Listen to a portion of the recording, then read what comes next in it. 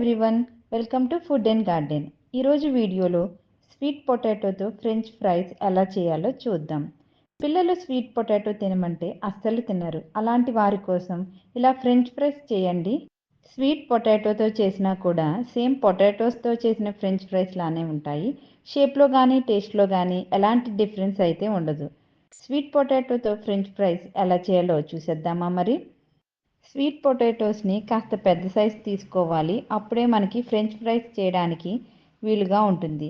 వీటిని శుభ్రంగా వాటర్తో వాష్ చేసి తీసుకోండి. ఒక పీలర్ తీసుకుని పైన తొక్కను పీల్ ఆఫ్ చేసుకోవాలి. ఇలా మొత్తం స్వీట్ పొటాటోస్ అన్నీ తొక్కను పీల్ ఆఫ్ చేసుకుని పక్కన పెట్టుకోండి. వీటిని హాఫ్గా కట్ చేసుకుని వీడియోలో చూపిస్తున్న విధంగా ఫింగర్స్లా కట్ చేసుకోవాలి. మరీ లావుగా కాకుండా ఈ విధంగా కట్ చేసుకోండి. ఇలా అన్ని స్వీట్ పొటాటోస్ కట్ చేసుకుని పక్కన పెట్టుకోండి. స్టవ్ మీద గిన్నె పెట్టుకొని వాటర్ని బాయిల్ చేసుకోండి. దీనిలోకి ఒక స్పూన్ సాల్ట్ వేసుకోండి. వాటర్ బాయిల్ అయిన తర్వాత దానిలోకి మనం ముందుగా కట్ చేసి పెట్టుకున్న స్వీట్ పొటాటో ఫింగర్స్ని వేసుకోండి. ఇలా వేసుకున్న తర్వాత ఒక 5 మినిట్స్ కుక్ చేసుకోవాలి. ఎక్కువసేపు కుక్ చేసుకుంటే స్వీట్ పొటాటో మెత్తగా అయిపోతాయి. 5 మినిట్స్ అయితే సరిపోతుంది. వాటర్ని స్ట్రెయిన్ చేసుకుని ఒక కాటన్ క్లాత్ మీద రూమ్ టెంపరేచర్ వచ్చే వరకు చల్లారనివ్వాలి.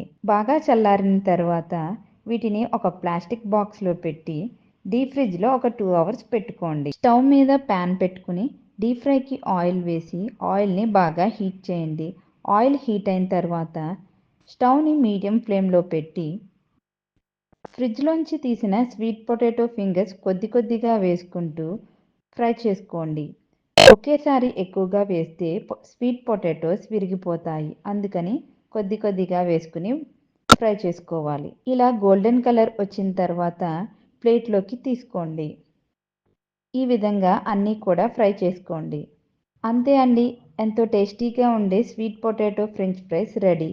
ఇలా చేసి పెట్టారంటే పిల్లలు ఎంతో ఇష్టంగా తింటారు.